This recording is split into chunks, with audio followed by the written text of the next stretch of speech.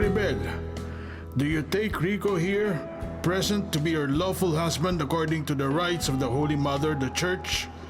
Yes, I do. Do you give yourself to him as his wife? Yes, I do. Do you accept him as your lawful husband? Yes, I do. Rico, do you take Maribel here, present to be your lawful wife according to the rites of the Holy Mother, the Church? Yes, I do. Do you give yourself to her as her husband? Yes, I do. Do you accept her as your lawful wife?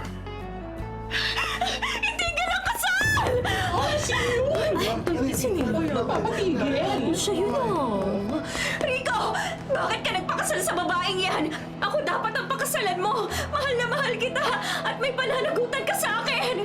Rico, Huwag kang mag-alala. Hindi ka niya magagalaw. Oo! Tama kayo nang narinig! May pananagutan siya sa akin! Buntis ako! Kaya pakiusap, Rico! Mahal na mahal kita! Iwan mo ng babaeng yan at sa akin ka na sumama! Pakiusap! Alang-alang sa amin ang magiging anak mo! Maribel, lalapitan ko lang si Marilo. Patitigilan ko siya sa pag-iiskandalo sa loob ng simbahan. Rico! Hindi ka ba talaga titigil, Marilo? Ilang beses ko ba sasabihin sa'yo na hindi kita mahal? Si Maribel ang mahal ko at siya lang ang pakakasalan ko. Pero may anak tayo! Susustentuhan ko na lang magiging ako sa'yo. Pero kahit kailan hindi kita pakakasalan. Pakiusap, Marilo. Tigilan mo na ako. Huwag mo sirain ang kasal ko. Hindi ako aalis dito hanggat hindi kita nababawi sa babaeng yan! Tama na. Patawarin ako ng Diyos pero kung hindi ka alis, baka hindi na ako makapagtimpi sa'yo. Rico, ako nang bahala sa pinsan ko. Puntahan mo na si Maribel at ituloy niyo na ang kasal. Salamat, Miranda.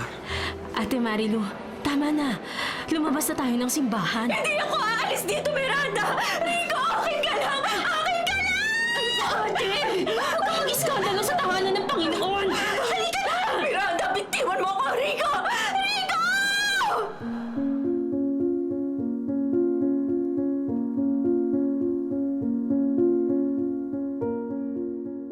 Bakit mo naman ginawa yun, Ate Marilu? Nag-iskandalo ka sa loob ng simbahan. Desperada na ako, Miranda. Hindi ko na kasi alam kung anong gagawin ko. Mapigilan lamang ang kasal ni Rico at Maribel. Pero napigilan mo ba? Hindi, di ba? Mapipigilan ko na sana ang kasal nila kung hindi mo ako kinaladkad palabas ng simbahan. Kung hindi ko gagawin yun, lalo ka lang magiging kahiyahiya sa mga tao. Hindi mo ba napansin kung anong tingin nila sa'yo? Sa palagay mo nakuha mong simpatsya nila? Hindi! Pinahiya mo lang ang sarili mo! Ikaw, Miranda, naturingan kitang pinsan pero mas kampi ka pa kay Maribel kesa sa akin. Nag-bridesmaid ka pa niya. Hayaan mo na silang maging masaya sa buhay nila. Hindi si Rico ang lalaki na katadana para sa'yo. Pero nagdadalang tao ako at si Rico ang ama nito. Kahit na Ate Marilu, masaya si Rico sa piling ni Maribel. Tanggapin mo na yun. Kahit kailan hindi mo mapapantayan si Maribel sa puso ng lalaking mahal mo. Rico! Rico! Nakikiusap ako sa'yo. Kalimutan mo na si Rico. Hindi ka magiging maligaya sa buhay kung sa kanya mo lang paiikutin ang mundo mo. Hindi, Miranda. Hindi ko hahayaang maging maligaya ang dalawang yon. Sisirain ko ang pagsasama nila. Ate naman, kilabutan ka sa mga sinasabi mo. Kung kayang gawing miserable ni Rico ang buhay ko, pues gagawin ko ring miserable ang mga buhay nila.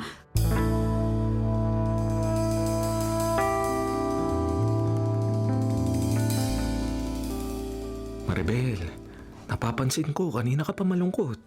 Ano, may problema ka ba? Iniisip ko lang yung nangyari kahapon sa kasal natin. Akala ko hindi na matutuloy dahil sa pag-iiskandalo ni Marilu. Naikwento sa akin ni Miranda na 6 na buwan na pala yung dinadala ng pinsan niya. Ibig sabihin nagtaksil ka sa akin 6 months ago. Patawarin mo ko. Sa totoo lang, hindi ko kagusto na may mangyari sa amin ni Marilo noon.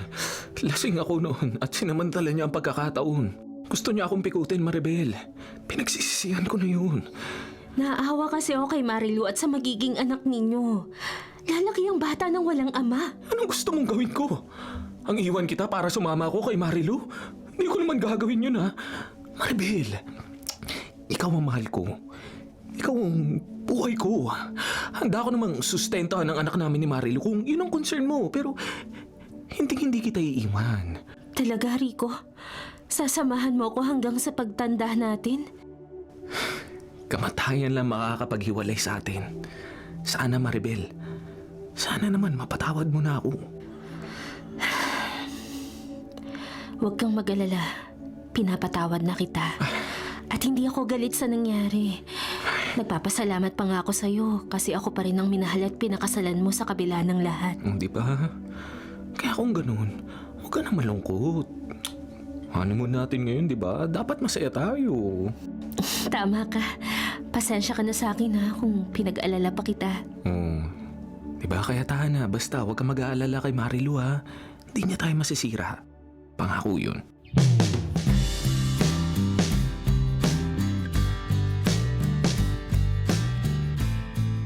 Nandito na ako sa outdoor cafe, Rico. Bilisan mo nang pumunta dito para makita mo rin itong pinakamagandang sunset na nakita ko sa buong buhay ko. Don't worry, mahal ko. Malapit na ako. Inaasikaso ko lang tong surprise ako sa'yo. Nakaka-excite naman yan. Hindi na ako makapaghintay. Sige na, mahal. Ibababa ko na to. Mag-iingat ka sa biyahe. Oo, mahal. I love you. Maribel! Marilu? Anong ginagawa mo? Ang init! Dapat nang nabuhusan ka ng mainit na kape, mang aagaw ka! Marilu! Anong ginawa mo sa akin? Ang mukha ko! Kulang pa yan sa mga ginawa mo sa akin. Sinira mo yung buhay ko. Kaya dapat sa'yo, hindi lang sinisira mo ka! Ako sa balat, Marilu! Namamahal ko si Rico, pero ano? Inakit mo pa rin siya! Inagaw mo siya sa akin! Ang sama mo!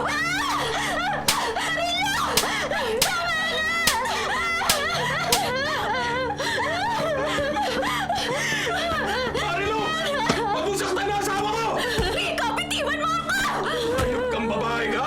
Sinasagad mo talaga ang pasensya ko ah! Rico! Anong karapatan mo para saktan ng babaeng mahal ko ah? Mga agaw kasi si Maribel. Deserve niyang masaktan! Tama lang ang desisyon kong piliin si Maribel kaysa sa'yo! Alam mo kung bakit? Dahil masama kang babae! Wala ang pagmamahal ko noon sa'yo dahil dyan sa kaitiman ng buti mo. Ito Marilu, pinabalaan na kita. Subukan mo pang saktan ng asawa ko. Hindi lang yan aabutin mo sa akin. Ang sama mo, Rico! Ang sama mo! Marilu, ano ba? Tumigil ka na! Rico, bakit mo ako tinulak? Rico! Marilu! Tumutulong dugo sa'yo! Diyos ka pa! Dadali kita sa ospital, Marilu! Rico, anak natin! Hindi pwedeng malaglag ang anak natin! Salungan niyo ako! Ang anak ko!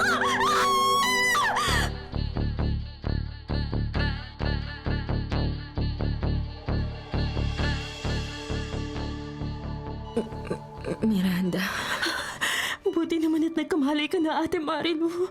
Ang anak ko, kumusta na ang lagay niya? Nagugutom ka na ba? Meron ako mga biniling pagkain na sigurado magugustuhan mo. Miranda, sagutin mo ang tanong ko. Kumusta na ang anak ko? Nasaan na siya? Ano na ang lagay niya? Ate Marilu, Ano, Miranda? Sumagot ka! patay na ang anak ninyo ni Rico. Ano? Hindi pwede to. Sabihin mo sa akin na nagbibiro ka lang. Hindi pa patay ang anak ko! Nawala na sa akin si Rico.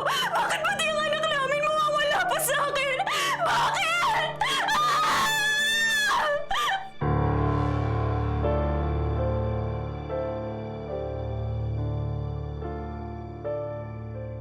Miranda, pwede ko ba makausap ang pinsan mo? Kakakalma lang ni Ate Marilu. Nag-hysterical kasi siya kanina nung malaman niyang patay na ang anak niyo. Siya nga pala, nakikiramay ako sa pagkamatay ng anak ninyo. Maraming salamat. Kaso Rico, sigurado ka bang gusto mong makausap si Ate Marilu? Kasi galit na galit siya sa'yo. Gusto ko humingi ng tawad sa kanya. Hindi ako patatahimikin ang konsensya ko kapag hindi ko ginawa yan.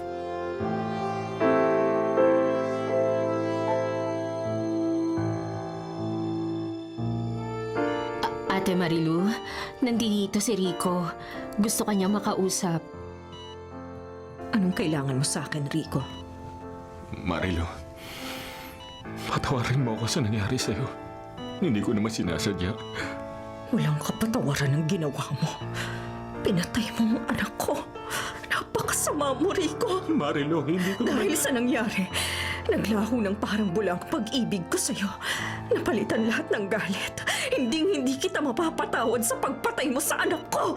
Ate Marilu, tama na yan. Baka mapano ka. Sa totoo lang, handa ko nang ibenta ang kaluluwa ko sa demonyo. Masira ko lang ang buhay niyo ni Maribel. Tandaan mo, Toriko! Sinusumpa kita! Ate Marilu, pakiusap, tama na. Sana kayong magkaroon ng anak ni Maribel dahil sinusumpa ko siya. Dadanasin niyang lahat ng hirap na dinanas ko sa'yo. Hindi magiging maligaya ang pamilya niyo. Marilu, Tandaan mo yan, Rico. Hindi ka patatahimikin ang konsensya mo. Pagbabayaran mo habang buhay ang mga kasalanang ginawa mo sa akin. Sinusumpa kita! Sinusumpa ko magiging anak niyo ni Maribel! Sinusumpa ko kayong lahat!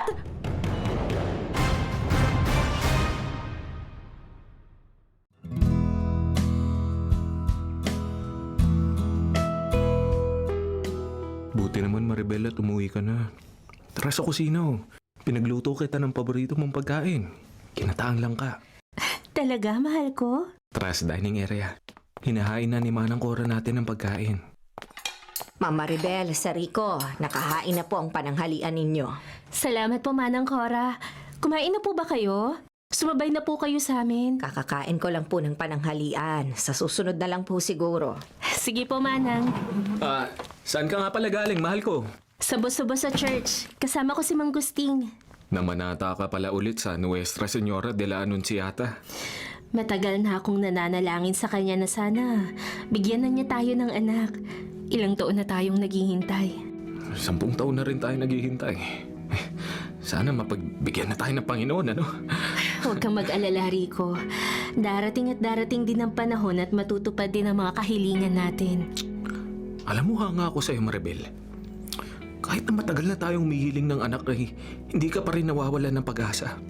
Kasi ako, aaminin ko sa'yo na minsan, nawawalan na ako ng pag-asa eh.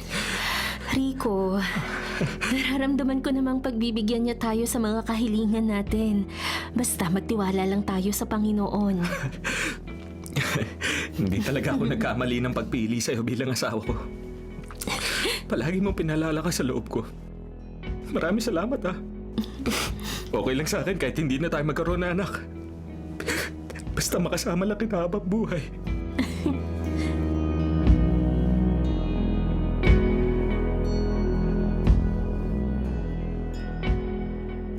Oh, bakit Miranda? Kanina mo pa ako tinititigan. Hindi lang ako makapaniwala na naubos mo yung 3 slice ng cheesecake. At saka pansin ko yan din ang kinain mo nung isang araw. Hindi kaya naglilihi ka? Naglilihi? You mean, buntis ako? Hindi ba madalas ka na ring mahilo? Oo nga. Tapos, mabilis akong magutom. Subukan mo kaya mag-pregnancy test. Malay mo, nagdadalang tao ka na pala. Hindi ba matagal yun ang pangarap ni Rico na magkaroon ng anak?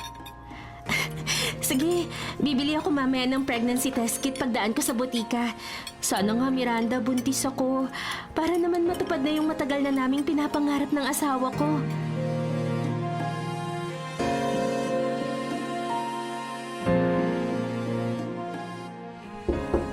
Maribel, ayos ka lang ba dyan sa loob? May resulta na ba, ha? Rico, Ano? Positive ba? Buntis ka na ba? sorry. Pero negative pa rin. Oh, Ito, tingnan mo tong pregnancy test kit. matingin nga. Negative nga.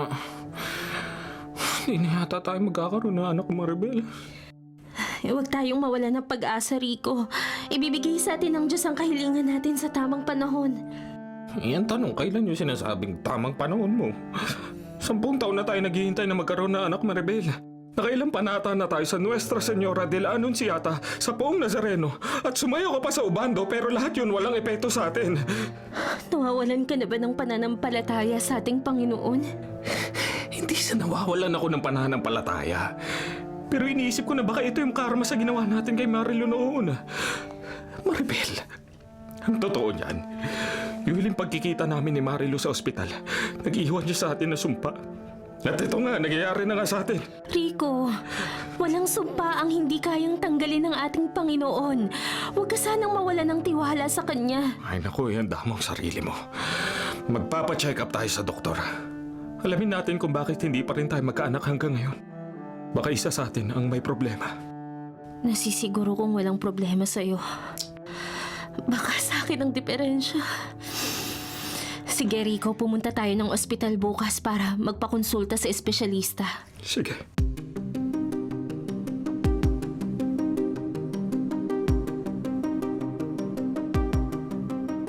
Dok, ano po ang resulta ng isinagawang test niyo sa aming mag-asawa?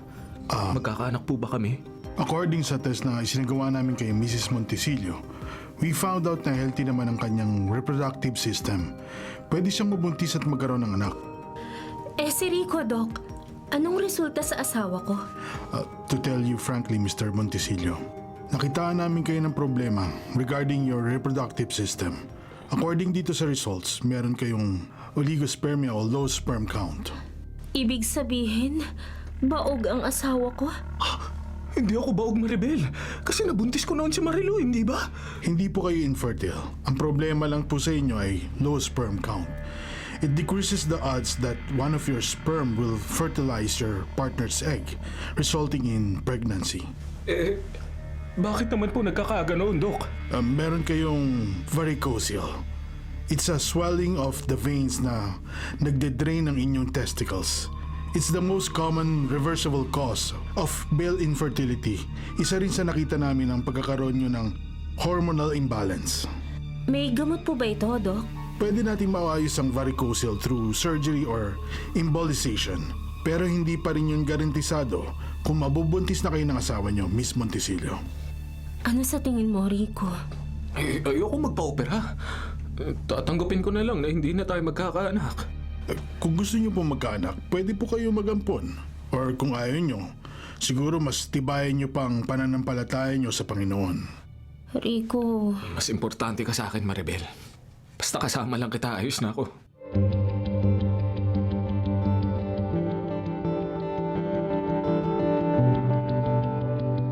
Happy 15th anniversary, mahal ko! same to you. Biruin mo, 15 years na tayong kasal. Ang daming memories na nabuo. Nagpapasalamat ako sa patuloy na pagmamahal mo sa akin. We almost had a perfect relationship. Perfect sana kung nagkaroon tayo ng anak.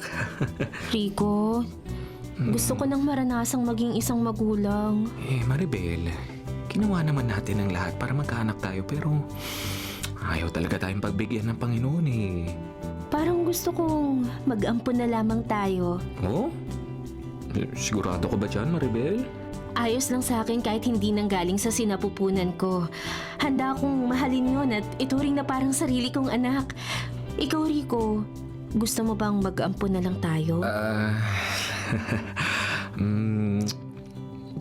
Sige, ikaw ang bahala. Handa ako suportahan ano man ang maging desisyon mo. Salamat, Rico. Siya nga pala, may alam akong bahay ampunan na pwede nating puntahan. Ang bilis na. Alam ko mababago ang buhay nating dalawa kapag naging ganap na tayong mga magulang. Sabik na akong tawaging ina, nanay, mama o kaya mommy.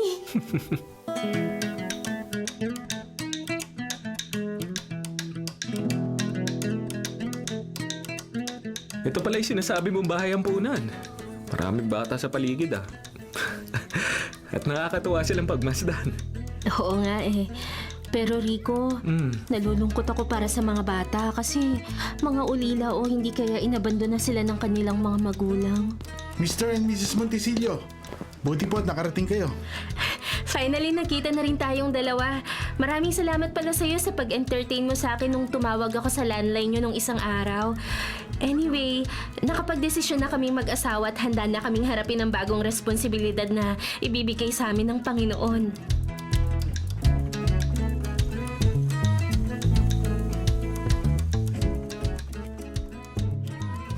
na mga bata at sanggol ang nasa pangangalaga namin. Karamihan sa mga volunteers namin ay mga ina at may karanasan na rin sa pag-aalaga ng mga bata. Kapag sumapit na sila sa edad na 4, tinuturuan na namin silang magbasa at sumulat. Maayos ang pagpapalaki namin sa mga batang nandito. Gusto sana namin mag-asawa na sanggol ang aampunin namin. Tamang-tama, may 6 na sanggol na nasa pangangalaga namin. Rico, halika. Oh, bakit mahal ko? Siya ang gusto kong ampunin natin. Ay, ang cute naman ng baby na yan ah. Babae ba yan o lalaki? Kahapon lang po dumating sa amin ang sanggol na yan. Dinala yan sa amin ng mga tanod ng barangay. Nadagpuan kasi nila na inabando na sa tabi ng basurahan. Tansya namin, kapapanganak pa lang sa kanya. Ah, ganun ba? Ano nga, babae ba to o lalaki? Ang totoo po niyan, hindi pa namin madetermina kung ano ang kasarian ng sanggol. Ha? Bakit naman? Pwede bang hindi malaman agad ang kasarian nitong sanggol? Sandali tatanggalin ko po ang diaper niya para makita niyo. Ayan po, tinanggal ko na po. Ay, ano yan? Bakit ganyan ang sanggol na yan? Dalawa po ang kasarian niya. Meron siyang ari na lalaki at babae. Sabi ng doktor na nag-check up sa sanggol, ang tawag sa kalagayan ng sanggol ay true hermaphroditism. Paano yan? Ano pong kasarian niya? Usually malalaman niyo ang tunay niyang kasarian kapag lumaki na siya. Maribel? Gusto mo pa rin bang ampunin ang sanggol na yan? Oo, Rico. Kasi unang kita ko pa lang sa sanggol na to, parang may espesyal na connection na siya sa akin. Wala akong pakialam kahit pa nakakaiba siya. Handa ko siyang tanggapin sino man siya, Rico. Kayo Mr. Montesillo. Kung ano yung gusto ng asawa ko, susuportahan ko. Tanggap ko kung ano man ang kalagayan niya. Handa ko siya ituring na anak. Pero kung pwede, mas gusto kong kilalanin ang sanggol na to bilang isang lalaki. Lahat ng legal documents, gusto ko nakasaad na pinanganak siya bilang isang lalaki. Magagawan mo ba ng paraan yun? Oo naman, Mr. Montesillo. Total, sigurado kami na hindi pa siya napaparehistro sa National Statistics Office. Kaso Rico, paano na lang kung irerehistro natin siya bilang lalaki? Tapos pagkalaki niya, madiskubre nating babae pala siya. Anong gagawin natin? Saka na lang natin isipin yan. Sa ngayon, kikilalanin muna natin siyang bilang lalaki. Dahil matagal ko ng pangarap na magkaroon ng lalaki anak na susunod sa aking yapak. Kung sa paglaki niya lumabas na lalaki talaga siya, kukumbinsihin ka siyang pumasok sa pagpapari. Yun kasi ang ipinangako ko sa Nuestra Señora de la Anunciata na kapag nagkaroon ako ng anak na lalaki, pagpapariin ko. Kung yan po ang desisyon nyo, Mr. and Mrs. Montesillo, sisimulan na namin ihanda ang adoption papers na magiging anak ninyo. Siya nga pala, Rico. Anong gusto mong ipangalan natin sa magiging anak natin? Ikaw na kaya ang bahala. Ano bang gusto mo? Jesus Marco. Gusto kong kilalanin siya bilang si Jesus Marco Montesillo.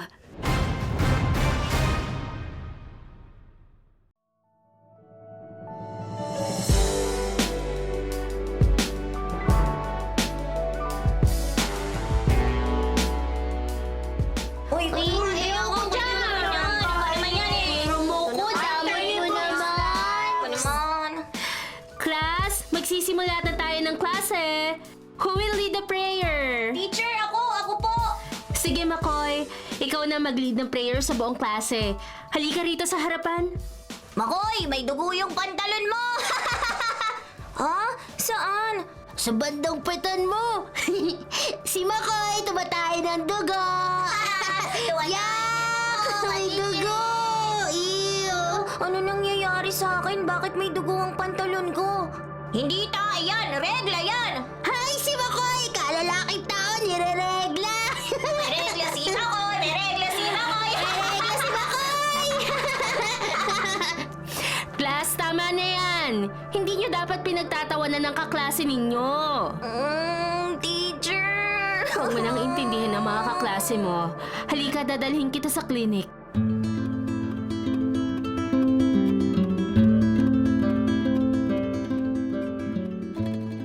Tulog na ba ang anak natin?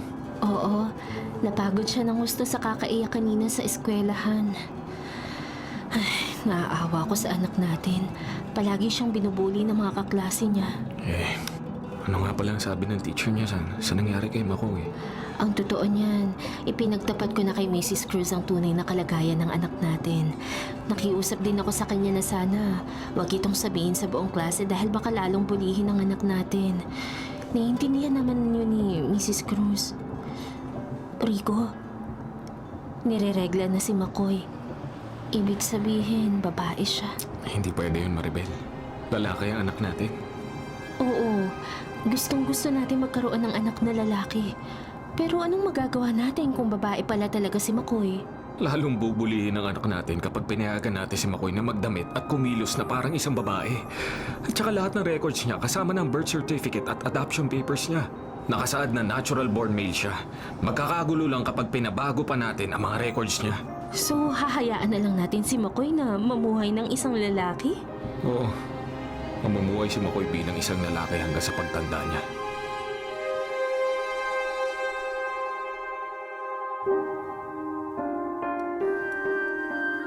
Habang iniintay natin ang mga in-order natin pagkain, congratulations sa'yo, Makoy. Consistent top 1 from grade 1 hanggang ngayon. We're so proud of you, anak. Pagbutihan mo hanggang 4th grading, ha? Opo, Mama, Papa. Pagbubutihan ko po ang pag-aaral ko. Siya nga pala. Nabalitaan namin sa teacher mo na kasama ka raw sa play, ah. Opo, bali ako po yung gaganap na bidang pare. Sabi po kasi sa akin ng teacher ko, bagay po sa akin yung role. Wow! Congratulations in advance, anak! Excited na kami mapanood yan ng mama mo. Makoy, anak, bakit parang hindi ka masaya? Kasi po, palagi po akong binubuli ng mga kaklase ko. Nilalayuan po nila ako.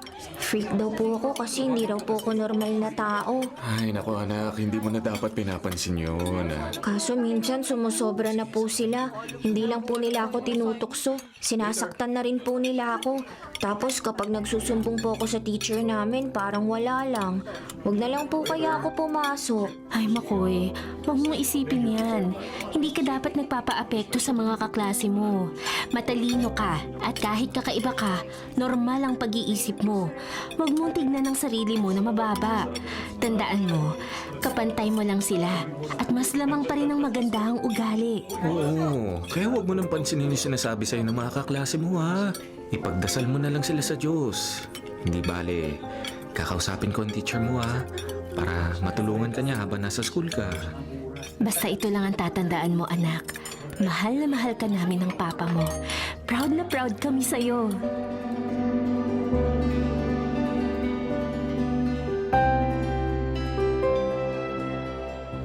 Sali ako sa laro nyo. Ayaw ka namin kalaro. Hindi kami nakikipaglaro sa weird na katulad mo. Hindi naman ako weird ah. Weird ka? Meron bang lalaki nire-regla? Oo nga. Ano ka ba talaga? Lalaki ka ba o babae? Kita nyo namang lalaki ako ah. Baka naman bakla si Makoy kaya nire-regla. Bakla si Makoy! Bakla si Makoy! Bakla! Bakla! Bakla! Bakla! Bakla! Hindi ako bakla! Hindi ako bakla! Iiyak na yan! Iiyak na yan! Hindi ako iiyak! na yan! Iiyak na ang bakla! Iiyak na ang bakla! Ayaw umiyak ni Makoy! Gawan mo pa ng paraan! Hindi ka iiyak? Gusto mo pa yata masaktan ka? Teka, pagbibigyan kita! Aray ko, bakit mo ako tinulak? Tara mga kasama! Sipahin tadyakan natin ang baklang to! Ayun! Yan sa'yo! Bakla! Bakla! Bakla ka! Bakla! Aray! Oh, tama na! Huwag Yan. na akong tadya ka ng sipahin! Yan sa'yo, bakla ka! Kayo sa akin! Aray! Bakla! Bakla!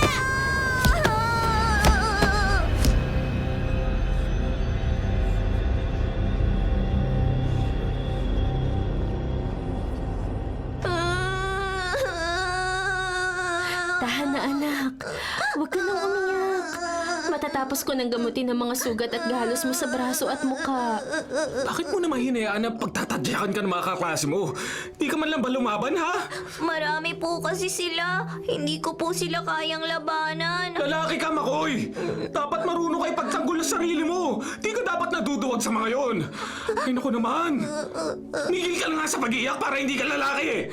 Mama, Papa, bakit po ba ako ipinanganak na may dalawang kasarian? Teka, alam na ba ng mga kaklase mo na may hermaphroditism ka? Hindi pa naman po. Pero kasi mama, nakita nilang dinatnan po ko ng regla at bumakat ang dugo sa pantalon ko. Bakit po ba ako kakaiba, mama?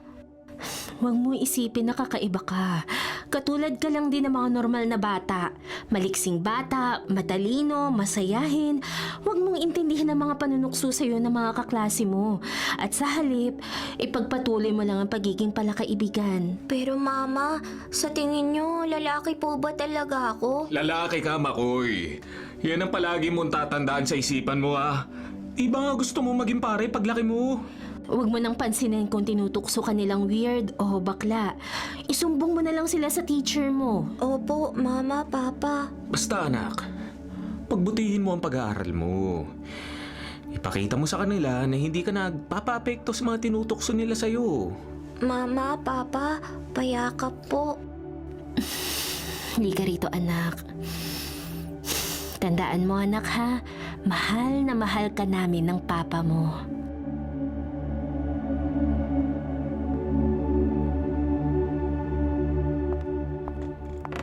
Natutulog na si Makoy Rico. Nag-aalala ako sa anak natin.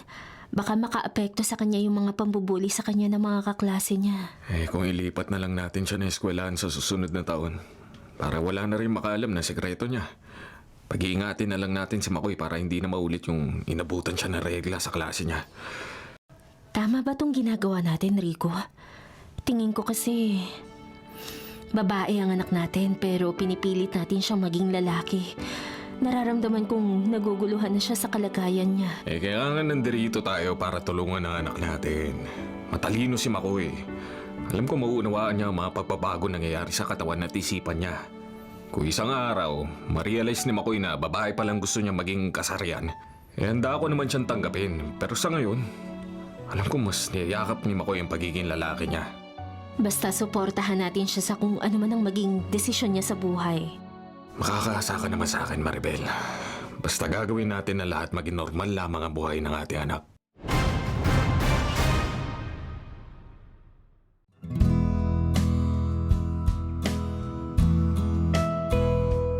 Bakla si Makoy! Bakla! Bakla! Bakla ka, Makoy! Kaya dapat sa'yo tinutulak! Aray, bakit mo ko tinulak, Jo? Bakla ka na nga! Bansot ka pa! Bakla! Bansot! Pangit! Sumusobra na kayo, Tyson, Jo. Ang sama ninyo. Ano? Hindi ka pa ba iiyak, Makoy? Iyak na! Iyak na kasi! Iyak na! Iyak! Iyak! Iyak! Hindi ako Iyak, iiyak. iyak, Hindi iyak. ako iiyak. Iiyak na yan! Iiyak na yan! Iiyak na yan! Bakla si Makoy! Bakla si Makoy! Bansot na batchoy! Isusumbong kita sa mama ko. Isusumbong kita. Anong magsusumbong? Hindi ka magsusumbong! Tyson, ano ba? Bitiwan mo ko. Bitiwan mo ko, sabi. Hindi ka magsusumbong kasi kapag ginawa mo yan, lalo mo lang pinatunayan na hindi ka lang bakla kung hindi duwag pa! Jo, kung basagin ko na lang mukha ng baklang to. Sige! Wow! Tama na! Please, maawa kayo sa akin! Sige, Tyson! Basagin mo pang mukha ng baklang yan! Sige pa! Ayan! Tumutugo na yung ilong at bibig niyo! Sige pa! Pwede na yan! Basag na mukha ni Makoy! Tara, Jo! Iwanan na natin siya!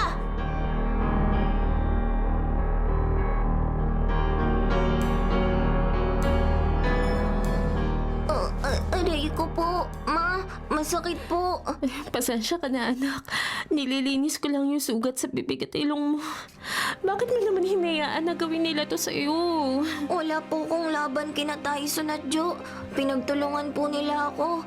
Mama, ayoko na pong pumasok sa school. Hindi ka pwedeng tumigil sa pag-aaral, Makoy. Hindi ko na po kasi kaya yung mga pang-aasar po ng mga kaklase ko sa akin. Anak, matuto ka naman sanang lumaban. Kung hahayaan mo lang silang saktan ka, paano kung mapuruhan ka nila? Kaso ang sabi niyo po, huwag silang labanan. Oo, sinabi ko yon. Pero kung umaabuso na sila, dapat mo namang ipagtanggol ang sarili mo. Huwag kang matakot na lumaban sa tuwing may mga taong gustong manakit sa'yo. Sige po, Ma. Sa susunod po, lalabanan ko na sila.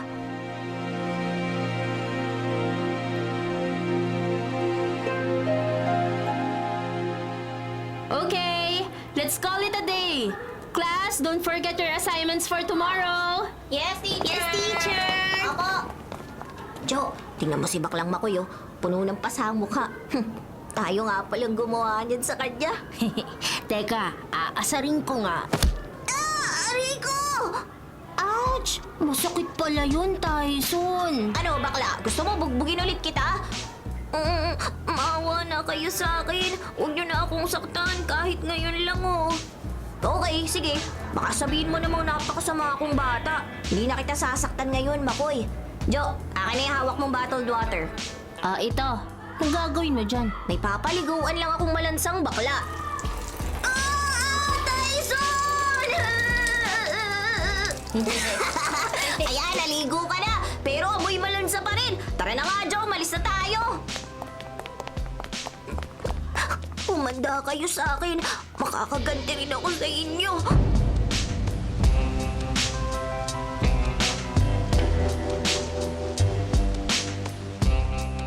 Tyson!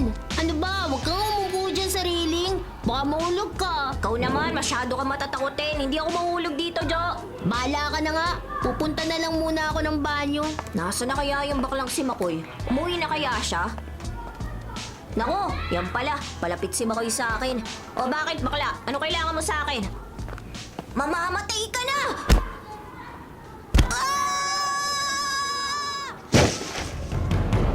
Tyson! Makoy! Bakit mo ginawa yun? Tulong! Tulungan niyo si Tyson! Tulong! Ano nagawa ko? Hindi. Hindi. Jo, isusumbo kita, Makoy! Susumbo kita!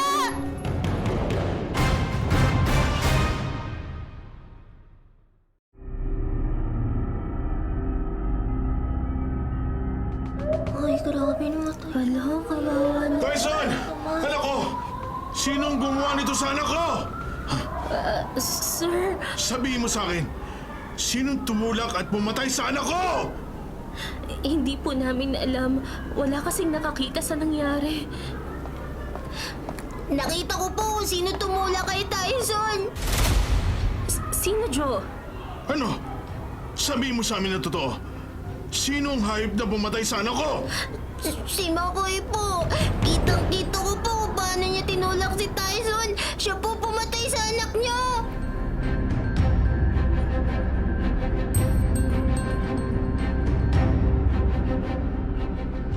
Bakit, Makoy? Ano nangyari sa'yo? Bakit takot na takot ka? Mama, Papa, itago niyo po ako. Ayoko pong makulong. Makulong? Bakit?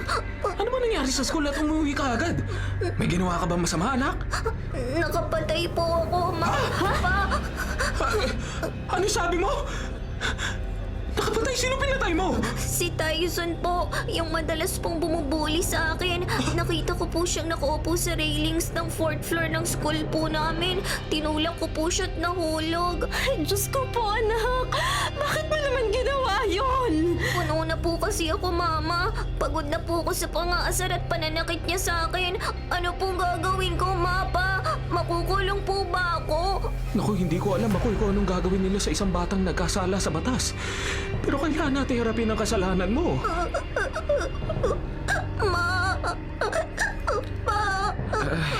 Huwag kang mag-alala, Makoy.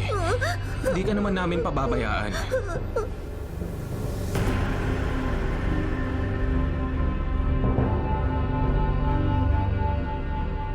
Walang kapatawaran ang ginawa ng anak nyo kay Tyson. Hindi naman po sinasadya ng anak ko yun. Aksidente lang po ang lahat. May nakakita, si Joe. Sabi niya, sinadya daw ni Makoy na itulak si Tyson. Mamamatay tao ang abnormal yung anak. Huwag kang magsalita ng ganyan kay Makoy, ha? Hindi abnormal ang anak ko! At hindi mangyayari sa anak mo yan kung hindi niya sinasaktan ang anak ko! Eh kung ganon, pinagplanuhan ng anak mo na patayin ang anak ko. Hindi po sa ganun. Pero yung anak ninyo, madalas saktan at pagbuhatan ng kamay ang anak ko. At saka hindi magagawa ng anak ko ang pumatay dahil maganda ang pagpapalaki namin sa kanya. Hindi ko palalampasin to. Hindi ako papayag na hindi kayo managot sa pagkamatay ni Tyson.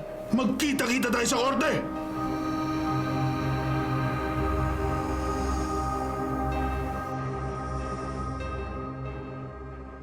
Mama, Papa, Sorry po kung binigyan ko pa po kayo ng problema.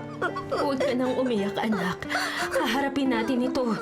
Hindi ko namin iiwan. Naghahanap na ang papa mo ng magaling na abogado para sa atin. Kung hindi po dahil sa itsura ko, hindi po mangyayari sa akin to. Huwag mong sisihin ang sarili mo.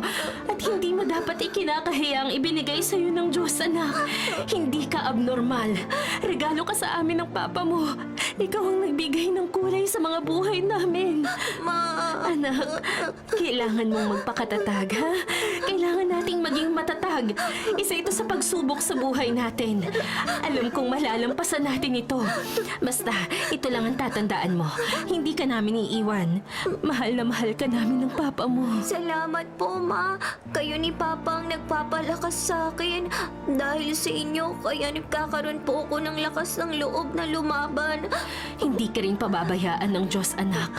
Oo, siguro nagkasala ka. Pero alam niyang hindi mo yon sinadya. Hindi ka niya iiwan. Kasama natin siya. Kaya huwag kang mawawala ng pag-asa. Opo, Ma. Mahal na mahal kita, anak. Ako rin po, Ma. Mahal na mahal ko po kayo ni Papa.